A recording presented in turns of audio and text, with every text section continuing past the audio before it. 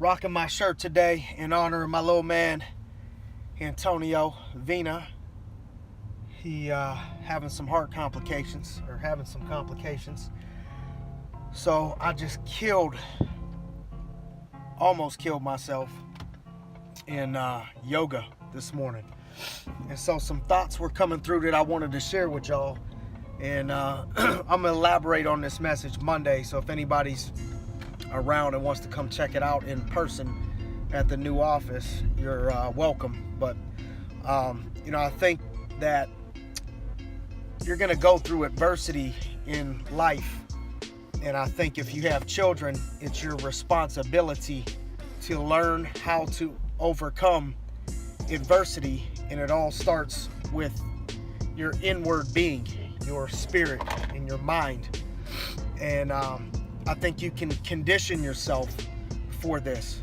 So when I push and get pushed in workouts, people think I like it. I do, but I don't. I like the result, but I don't like it. I'd much rather be sleeping in bed right now or getting up, having some coffee next to my wife or something. But I feel like my job in my house as the provider, the outside hunter, warrior, is to prepare myself for battle. And preparing myself for battle is preparing myself for adversity before it comes. I don't know what adversity is going to come, but I know that I'm preparing for that moment right now. And when you start to condition yourself and push yourself, especially in the beginning of the day, the rest of the day becomes easy. And it may sound minute, but if you were in the class I was just in, I guarantee you, unless you have been doing this for a long time, you would have been falling out, tapping out, taking breaks. It was a grind. And when you get through that, mentally, the rest of your day goes easier. But you're conditioning your mind to deal with adversities as they come. And so I just want to challenge you guys to start conditioning yourself and practicing for obstacles that'll come up in your life, because there's going to be obstacles, and the bigger your dreams are, the bigger those obstacles are going to be. And so you need to train for them now.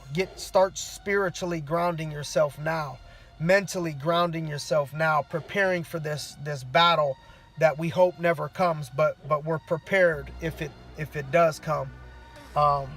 It's better to have it and not need it than need it and not have it. And so then, the next thing is, discipline. I think discipline, your discipline tests how bad you really want something. Because if you really want something bad enough, it's going to take an extreme amount of discipline to zone in on what it is that you want. Discipline is saying no to things. Discipline is not being distracted.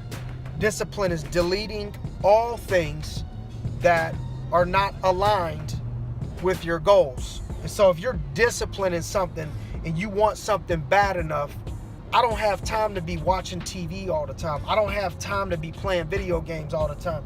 If I'm zoned in on that one thing so much, I have to delete anything that's not moving me in that direction, deleting any distractions. Discipline is saying no to things. If you're going to be disciplined in your diet, you have to say no to stuff. If you're going to be disciplined in your career, you have to say no to things. If you're going to be disciplined with your relationships, you're going to have to say no to things. And so your discipline is going to test how bad you really want something. And, a friend of mine, gave me this quote the other day of if you don't get what you want, either you didn't want it bad enough or you tried to negotiate on the price. So either you didn't want it that bad or you tried to negotiate on what that price was. So no negotiations going into this weekend. Pay the price. The price is what the price is. If you want it bad enough, drive yourself towards having the discipline that is necessary to being a champion, and don't negotiate on the price, and prepare yourself for battle now before it's too late. The inevitable battle that's going to come. And the more things that you overcome, the more things that you're qualified to teach and train your people that you mentor and your kids or people in the future that you're going to lead. So hope y'all got that word. One love.